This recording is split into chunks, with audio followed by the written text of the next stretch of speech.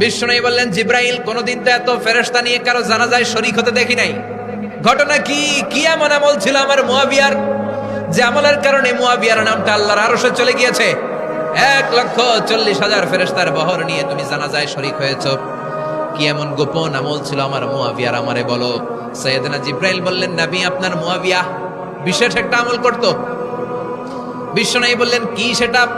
সাইয়েদনা জিব্রাইল বলে, আপনার এই সাহাবী কাইমান আও কাঈদান, জালিসান আও মাশিয়ান, উঠতে বসতে চলতে ফিরতে সব সময় আপনার এই সাহাবী পড়তে থাকতো, কুল হুয়াল্লাহু আহাদ, আল্লাহুস সামাদ, লাম ইয়ালিদ ওয়া লাম ইউলাদ ওয়া লাম ইয়াকুল লাহু কুফুয়ান আহাদ। পড়েন সুবহানাল্লাহ। উঠতে বসতে চলতে ফিরতে সব সময় এই সাহাবীর একটা অভ্যাস ছিল, উনি কুল হুয়াল্লাহু আহাদ